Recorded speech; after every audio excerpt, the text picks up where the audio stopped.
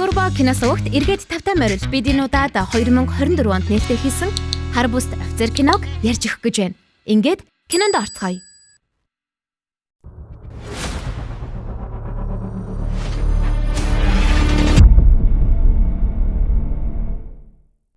Сонирхолтой зүйлс хийх нь надад маш чухал. Сонирхолтой зүйлс надад аз жаргалыг өгдөг. Аз жаргалтай хүн эрүүл байдаг. Тийм ч учраас би эрүүл мэнд аз жаргалын төлөө зөвхөн сонирхолтой санагдсан зүйлээ хийдэг. Миний хамгийн дуртай зүйл бол спорт болон e-спортоор хичээлэх. Яагаад гэж би дандаа хялдаг болохоор. Энэ бол манай гол дүрийн залуу Жондоо. Тэр ихэнх цагаа тулааны урлагаар хичээлж найзуудтайгаа компьютер тоглож өнгөрөөдөг. Басчгүй ер нь хийдэг бүх л зүйлдээ гаргууд сайн дандаа л ялж хожиж байдаг. Бас үүнийхээ хажуугаар аавынхаа дахианы газарт хүргэлт хийдэг. Энэ хүргэлт хийсэн эгч бол тэдний байнгын үйлчлүүлэгч. Нэг орой хүргэлтээ хийгээд харж явах замдаа хоорондоо зодтолдож байгаа хоёр хүмүүсийг хардаг. Энэ түүний сонирхлыг маш их татна. Улбар шар хувцастай нь шагаандаа нэг төхөөрөмж зүүцсэн байсан. Харин хар хувцастай нь хууль сахиулах газрын ажилтан байдаг. Зодон болсны эцэст улбар шар хувцаст бууж өглөө. Гэтэл эргэж харснаа сөөжүүний шилээр зогчдог. Бүр хагархаа шилээр нь дүрчлээ штэ. Үүнийг холоос харж зогссон Жондоо улбар шар хувцастыг зогсоохоор тэдэн дээр ирнэ. Мэдээж нөгөөдг нь бууж өгөхгүй. Харин Жондоо хитгэн мэхээр л түүнийг нокаут болгоод орхидог. Дүрс шилжиж Жондоо улсаас хүндэт иргэнэ шагналыг авч байна. Түүнийг харж зогссон хүмүүс бол гэмт хэрэгээс урьдчилан сэргийлэх хууль зүйн яамны хүмүүс. Тэд цагдаанараас арай өөр ажил хийдэг онцгой тасгийнхан. Хуучин гэмт хэрэгтэн байсан этгээдийг захимаар хиндаг. За нэг ёсондоо гэмт хэрэгтэн байсан хүмүүс дахин хэрэг хийх магадлал өндөр байдаг учраас шагаад нь захилгаан төхөөрөмж зүүгээд юу хийж хаагуур явж байгааг нь 24/7 GPS-ээр мандгаал гэсэн үг. Хилцээний дарааг Ким Жондоотой ярилцаад түүний аварсан ажилтан эдгэрэх хүртэл 5-7 хоног түр хамтран ажиллахыг гуйдаг. За манай Жондоо бол тэдний шаарддаг тэквондо, кендо, жодо гэх мэт бараг л бүх тулааны урлагийн хар бүстэй. Шаардлага нь бол өлхөөн тэнцэж байгаа гэсэн үг л дээ. Жондоогийн аварсан хүн бас тулааны урлагийн мастер офицер. Тэдний тасгийнханд тулааны урлагаар хичээлдэг зодоондоо сайн хүмүүс ер нь л их хэрэгтэй байл та. Тэднийг тулааны урлагийн офицер гэдэм байна. Хуучин гэмт хэрэгтэн байсан хүмүүс хүчин хүн амны хэрэг гэх мэт ер нь янз бүрийн кейстэй. Сулагдаад нэг нь гарахтаа сайхан амьдрий, сайн хүн болно гэх мэт хүмүүс байх ч гэсэн бас эсрэгээрээ гэмт хэрэг хийх этгээдүүд ч гэсэндээ элбэг байдаг байна. Тэдний тасгийн гол зорилго бол гэмт хэрэг гарахаас нь өмнө урьдчилан сэргийлж шагаан төхөөрөмжөөр хянаад энгийн иргэдийг хамгаалах. Хүсэлтэйг нь сонсон Жондоо хамгийн түрүүнд Ким дараагаас ингэж асуудаг.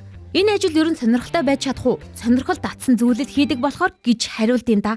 Ким дараагийн ятгалгалд итгэлэн төрөөгүй Жондоог найзууд нь харин чамд яг тохирох юм байна гэсэрэн байгаад ятгахчдаг. Ааваасаа асуухад аав нь ч бас хийгээд үзхийг санал болгоно. Сэтгэл шулуутсан Жондоо Ким дараагийн хилтэст 5-7 хоног инхүү ажиллахаар боллоо. Шинэ ажилтайгаач танилцаад авлаа. Гэмт хэрэгтнүүдийг шагаан төхөөрөмжөөр нь компьютероос хиндэг.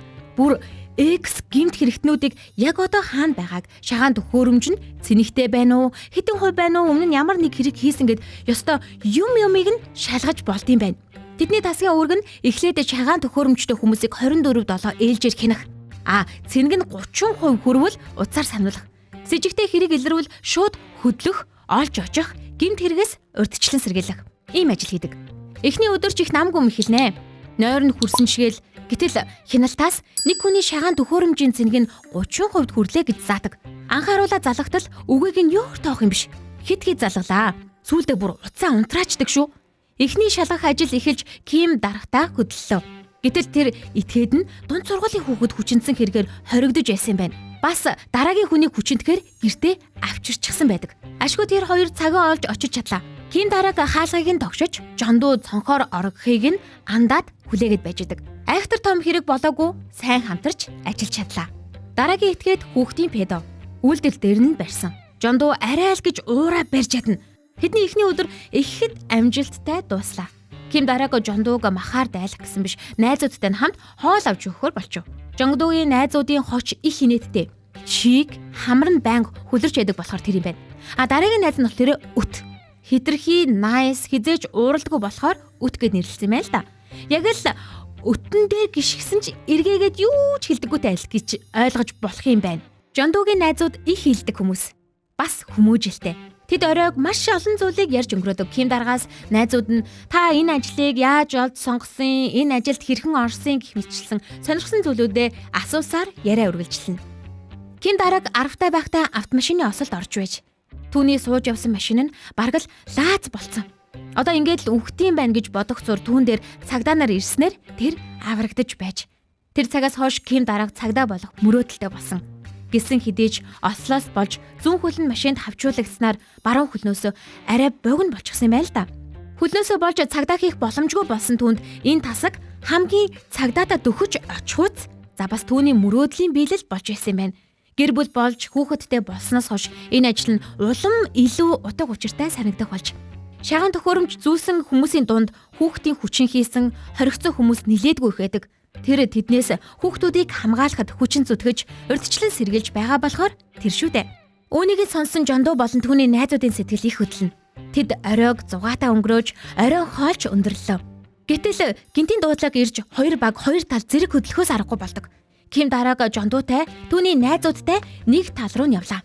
Тэдний хайж байгаа хүн шагаан төхөөрөмж таслаад хайчиж яаж олохоо мэдэхгүй болсон тэд чигийн дорооны тусламжтай дээрээс хайхаар болдог.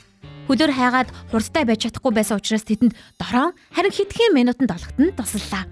Ким дараагийн хөл мө гүдэг учраас Жондоо гүйнгээ жихвчээр харилцахаар болно. Экс гинт хэрэгт нь нэг л газар руу яарад байдаг. Тэд ч түүнийг барих гэж хичээнэ. Элдв хэрэг болохоос өмнө амжиж түүн дээр очсон ч түүний сэтгэл шулуутсан байна. Чимээгүй буцаж чадахгүй эцсийг нь харнаа л гэж байна. Жондоо харин хөнгөхөн жуудаа мэхээр газар тунгаалаа. Гэвч гимт итгээд зүгээр буцаж чадахгүй болохоор өөрийгөө ч болов цааш нь харуулах юм байх. Яахаа мэдхэ байсан Жондууд Ким дарааг жихвчээр дамжуулан экс гимт хэрэгтэнтэй ярьж түүнийг тайвшруулж чадлаа. Үнэн хэрэгтээ энэ хүн сайхан амьдрах гэж хичээвч эргэн тойрных нь за тэр тусмаа гадаана нь ирсэн энэ найз нь шагаан төхөөрөмжөөр нь үргэлж элег дог хийж торомжилдог байж л тээ. Үүнийг нь тэсгэ байсан тэр энд ирсэн нь ийм учиртай. Харин Жондоо Ким даргын хамтрал түүний сэтгэлийг тайвшруулж гимт хэрэг гарахаас урьдчилан сэргийлж чадлаа. Ажлын өдрөө эхэлсэн шинэ өглөө Ким даргын тасаг хуйлзуу яам хоорондоо хуралдаж байна. Нэгэн айхтар гимт хэрэгтэн удахгүй шоронгоос сулагдах юм байх. Түүнийг Канг гэдэг. Тэр айл 1998 оноос хойш 10 гаруй ялын заалттай бас 13 наснаас доош нийтдээ 15 октыг хүчинсэн хэрэгтэн байв. Мэдээж GPS-ээр 24/7 хянах шаардлагатай. Нилийн зартай хүнд гинт хэрэгтэй учраас зөвхөн нэг багаар хянуулах боломжгүй. Гэтэл Ким даргын тасагт олон гинт хэрэгтэн хянах шаардлагатай. Ажлах хүнээр дутмаг. Гэсэн хэдий ч яалтчгүй төсөв батлагдах хүртэл одоо байгаа багаараа нэмж хяналтанд гарахаар л болж таарч байгаа. Жондоо харин байнгын үйлчлүүлэгч өсчин эгчдэрээ ирчихсэн үсээ засуулах гээд байж идэг. Өсчин эгчийн эхний хүн нь яг дуусж явахдаа таарлаа. Байнга л үсээ цайруулдаг Жондоо энэ удаад харин өөр сонголт хийж байна. Цэвэрхэн засуулнаа л гэж байна. Гэхдээ бас ажил мэрэгжил хүний үсний стил имижэд хүртэл нөлөөлж байна шүү. Үсээ засуулчаад гарах замд түүнтэй өсчнээс зөрөөд өнгөрсөн ах хүүг хоолны газар анзаардаг. Тэр хүн ч мөн адил шагаандаа хяналтын төхөөрөмжтэй. Их л эвгүй үйлчлүүлэгч охин руу шүүрс алдаад л байгааг хардаг. Гяс ажил дээр ирээд компьютерийн системээр шалгатал бэлгийн хүчирхийлэл үйлдэж байсан гинт хэрэгтэн байсан байдаг. Юмыг аж мэдхүүгээ түн рүү залгатал гинт хэрэг үйлдэх нь баараагүй болж байгаа юм. Хоолны газарт байдаггүй. Тэд салан хайсан ч хаана байгаа нь олддгүй. Гэтэл өглөө нь ирсэн өсчин эгчинд ирж хүчиндэх зоригтой байсан байна. Хэдий өсчин эгч байдгаараа тэмцсэн ч яаж эрэхтэй хүнийг дийлхэв дээ. Газар зохиулаад л унаад авлаа. Гэтэл энэ хэрэгтэн дахиад ирээрээ гэсэн үгийг нь сонсоод хүрээд ирлээ гэж байдаг шүү. Гэхдээ бас хүний яриаг ингэж мушгиж ойлгож болдгоо. Жондоо үүнийг нь ч ухаан өсчин эгчиндээ гүгээд л очлоо. Айхтар гимт хэрэг болохоос урдж сэргийлж чадлаа.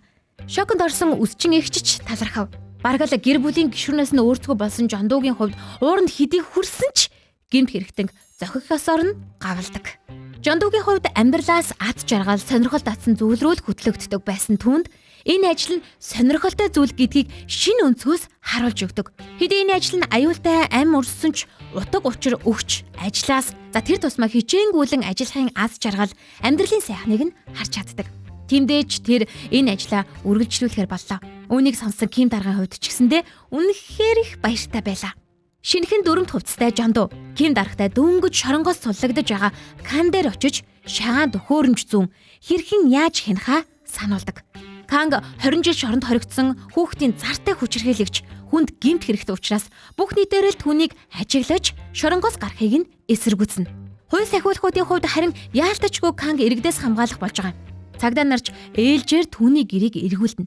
Гэсэн ч шүн дөлөөр симхигээр нь далимдуулан хулгай найз нь олоод ирчихэж байгаа. Канг шоронгоос гаруугүй юу хаашаа юм хүлээж ирсэн гэлтэй хэдэн үл бүтэх этгээдүүдээс гэмт хэргийн санал авч байгаа болтой. Дараагийн өдөр нь тэр хэдэн үл бүтэх этгээдүүдтэйгээ уулзахаар гэрээсээ хөдөлдөг. Яг үдэ манай Ким дараа Жондо хоёр нүдэ бүлтэлцэл хинж байсан юм болохоор араас нь дахин ойлгомжтой. Канг ч мэдээж шижиг аваад нохойс санаалаастай.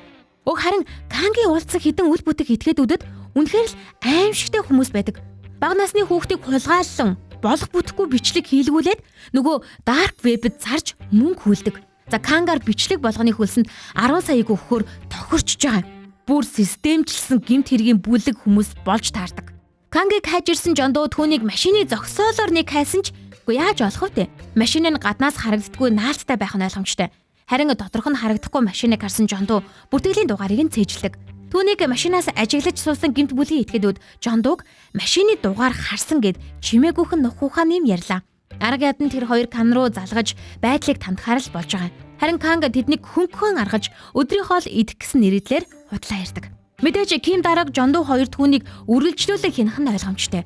Тэр хоёр дээр сүүлийн 5-7 хоногийн турш эмнэлэгт байсан Минжо тулааны урлагийн офицер маань бүрэн идэгрээд хүч нэмэхээр ажилдаа ордог. Харин нөгөө талд гэмт бүлгийн этгээдүүд хүүхдийн цагаахан сэтгэлээр өрхтөв. Гаднаа нэг бяцхан нохоо уяад түүн дээр ирсэн нэг бяцхан охиныг хулгайлдаг. Гэмт бүлгийнхэн дарк веб тавих бичлэгээ бэлтсээр. Харин Ким дараагийн багийнхан тал хуваагдсан шагаан төхөөрөмжтэй этгээдүүдийг ажиглах шаардлагатай болдог. Ким дарааг Минжи хоёр шагаан төхөөрөмж нь холбоогүй болсон өөр нэг гэмт хэрэгтний араас харин Жондо ганцаараа Канг асаас дагахаар болдог. Нэг сэжтэй хоёр талд хүн амтангүй аслагдсан газар руу явцгааж гэтэл энэ нь тэдэнд бэлдсэн өрх байв. Тэднийг нухах гэсэн Кангийн нийлсэн гэмт бүлгийн хүмүүс байлаа. Тал талдаа хэсэг бүлэг хүмүүстэй тултгаас өөр гарцгүй боллоо. Минжо нэлээд хэдэн хүмүүсийг нялг зодно. Харин Ким дарааг өөрт нь өст гэмт этгээдтэй ухаангүй болтлоо зохиулдаг. Минжо олон хүмүүстэй нэгэн зэрэг зодтолцоор түүнийг хоош харсан хойгоор араас нь түүний толгоор төмөр бейсболын захиураар тас нэлээд аимшигтай гэмтээдэг. Хэдий тэр гэмтсэн ч бүх л чадлаараа тэмцэнэ. Гэхдээ тооны харьцаа дэндүү харьцангуй байсан болохоор яагаад ч бартаггүй ухаангүй болтлоо толгоор угаа зохиулдаг. Нөгөө талд Жондоч бас тэмцэлцээр арай л гэж мултарч чадлаа. Харин Ким дарааг Минжи хоёртой холбогдох гэж хичээсэн ч холбогдохгүй байсан Жондо Кангийн гэрлүү ярьдаг. Кангийн байршил нь гэртээ байгаа юм шиг зааж байгаа ч байрныхаа подвол бичлэг хийхээр бэлдсэн байдаг. GPS нь нэг л газрыг зааж байгаа болохоор гэртээ байна уу, подвол байна уу, хаяг нь нэг л газарт харагддаг. Тэр энэ цоорхойг ашиглан дараагийн бузар хэрэгэ байрныхаа подволд төлөвлөсөн нь ойлгомжтой. Түүний гэрт ирсэн Жондо байрны доороос гарах хүүхдийн уйлах чимээнээр сэжиг авна. Гадаас нь орох гэж хичээсэн ч төмөр сараалжаар цонх нь хаалттай. Ядж яхад усан бороо цутгаастай. Эсрэг зүгийн балкон дээр гайхсан хүнийг цагдаа дууд гэснээр өөрөө харин дотогш орлоо. Канг болон түүний найз үүнийг мэдсэн учраас Жондог андаж ягаад зодтолдож гарна. Жондо найзд нь худгалуулсан ч амархан ухаан алдуулдаг. Харин Канг ухаангүй болгох амаргүй байлаа. Гэсэн эдэж тэр түүнийг ухаангүй болгож хүлээстэй охин руу яарна. Иш хөөрхөн охин улаан үдэлцэн. Жондо түүнийг тайвшруулж байх оронд араас нь харин Канг эргэх завдалгүй хутгалж орхино. Азолж цагдаагийн машины дуу хангинан цагдаа нар ирснээр Жондо охин хоёр хоёулаа амар аюулаас мултарч чадлаа. Гэвч гэмт этгээдүүд зугтсан байв. Үүнийг сонссон Жондогийн аавын хувьд хүүгээ хутгалуулчихсан хэвтэрд байгааг харсан нь шок байлаа. Харин нөгөө талд Ким дарга ухаангүй хүзүүний яс нь хугарчихсан хагалгаанд орж байдаг. Харин Минжогийн хувьд толгойдоо авсан гэмтлээсээ болж тархин өвчснээр хөөрхийн нас барлаа. Энэ мэдээ Жондод үнэхээр хүнд тусдаг. Хэдэн өдрийн дараа Жондууч сайжирч эмнэлгээс гарan цагдаагийн газраас дахин нэг хүндтгэлийн одонгоор шагнууллаа. Жондуг шагнуулах ёслол түүний амарсан охины нагцсан ирж бас талархал илэрхийлдэг. Амарсан охиныг нь Минжо гэдэг дөнгөж 10 хүрсэн. Өөрийг нь аварсан талархаж захиа бижиж явуулжээ. Гисэг хідэж гэрээс гарах айцтай болчихсон үргэлж хар дарж байгааг гин. Үүнийг сонсон Жондуу Ким даргаыг иргэнгээ Минжогийн талаар ярина. Тэр Канга баригдаагүйтэй эвлэрч чаддгүй. Хэдий тийм ч Жондуугийн шарах бүрэн итгэрээгүй Ким дараг хүзүүндээ гэмтэлтэй тэдний багаас мөрдөх хүн дутмаг Ким дараг цагдаа нарт үлдээхийг хүсдэг. Харин Жондуу болон түүний найз нар зүгээр суухыг хүссэнгүй. Өөрсдийн хийж чадах зүйлсээр Канг хайхаар боллоо. Жондуу өмнө нь машины зогсоолд нөгөө с ิจ гтэй машин хараад бүртгэлийн дугаарыг нь цээжилж авч байсан нь хэрэг болдог. Найзуудтайгаа нийлээд хаягийг нь олчихно. Яг тэр dark web-д бичлэг оруулдаг гэмт итгээд байж таарна. Компьютерийг нь хакердж тодорхойг нь шалгахад оноор нь дугаарлчихсан хэдэн мянган хүүхдийн хүчирхийллийн бичлэгүүд хадгалсан байвал яг уу тэдний уур дээд зэгтээ хүрнэ. Канг шагаан төхөөрөмжөө мултлан зогтож явах үедээ ч түүн рүү бичлэгүүд өгч яваасаар байж. Жондуу түүнээс арай гэж нэгэн Кангийн байж болох хаягийг нь олж авч чадлаа. Түүнийг цагдаад барьж мэдэгдээд өөртөө харин Кангийг хайж болохоор боллоо. Жондуу гэртээ найзуудтайгаа төлөвлөгөө гаргаж хэрхэн хайхаа ярилцсан. Үүнийг нь харсан аав нь Жондууг эрс хориглоно. Аргачгүй штэ. Ганц хүүгийнх нь амнаас эрсдэг шахсан юм чин. Цагдаа нарт даатгаал гэж байдаг. Харин Жондуу аавдаа 3 сарын өмнөх би шагаан хянах төхөөрөмж гэдгийг ч сайн мэддэггүй байсан. Гэтэ одоо би бүгдийг нь мэдэж байгаа штэ. Хэд ихийг мэдэж байгаа. Би сурсан зүйлээ мартаж чадахгүй штэ. Гэхдээ аав нь цагдаа нар байгаа штэ. Цагдаа нарын ажил штэ. Чи заавал ингэх шаардлагагүй гэхэд нь хүүн гүй. Тэр шүн аварсан тэр охин байгаа ч дээ. Хүмүүсээс айгаад гадаашаач гарч чадахгүй байгаа. Дүнгэж 10хан настай. 10хан штэ. Гэтэл дүнгэж энэ насан дээрээ аимшигтай том шарх авсан. Өөрийгөө хаагаад орхисон. Гэхдээ өнөөдөр би юу мэдсэн гэж түүнийг гимтээсэн тэр өөр бас нэг хүүхдийг гимтээсэн байлээ. Цагдаа нар уу? Тийм ээ мэдээж байгаа. Хичээнгүйлэн өөрсдийн ажлаа хийж байгаа. Тийм болохоор би ч гэсэн хамгийн сайнаараа хамаг чадлаараа хиймээр байна. Харамсах зүйлгүйгээр хамгийн сайнаараа хиймээр байна. Би ч гэсэн тийм болохоор аваа намайг явуулчихаа. Одоо ч гэсэн өөр нэг 10 настай охин намайг хүлээгээд байж магадгүй штэ. Би мэдэхгүй байсан бол хамаагүй л дээ. Гэхдээ мэдзээрэж яаж юу ч хийхгүй байж чадах юм бэ? Би бэртэхгүй болохоор санаа битгий зав. Энэ удаад би барьж чаднаа гэсэн итгэл надад байна гэснээр аавыгаа уйлуулад орхидог. Жондуу найзуудтайгаа хайх газар руугаа ирлээ эхэлж чиг дорооноор дээрээс ажиглахаар болов. Тэдний хамаг таамаг зөв байж Канг болон түүний үл бүтэх найзуудыг олж чадлаа. Жондуу зодтолтохоор үлдэж найзууд нь алсаас дорооноор ажиглалтанд ордог. Жондууг хутгалах гэсэн ч өмнөхөөсөө туршлагатай болсон учраас хутга нэвтрэх боломжгүй хантаац өмсчиж тэнд байсан бүгдийг нь зодчихно. Харин Канг тэндээс зүгтаачдаг. Чиг араас нь дрооноор дагаж байсан болохоор Жондуу түүн дээр очих нь ойлгомжтой. Тэдний тулаа эхэлнэ. Нэг нь нүцгэн гараараа харин нөгөө нь хутагтаа үзэлцэнэ.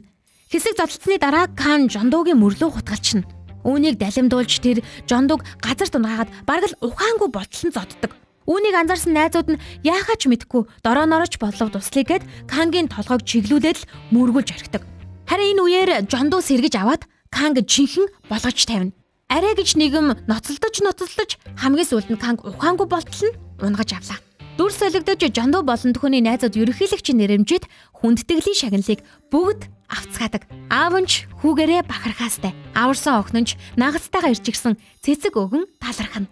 Ингэж тэрээр хар бүст офицер болсноор шинэ ажлын өдрөө Ким дарахтай ахин нэг гэмт хэрэгтний араас гарснаар энэ удаагийн кино маань энд хүрээд өндөрлөө. Турбо кино суугтай хамт байсан сонсогч танд баярлалаа. Бидний санал болгож байгаа киног та заавал бүрэн ихээр нь үзээрэй. Дараагийн киногоор уулзтлаа. Түр баяртай.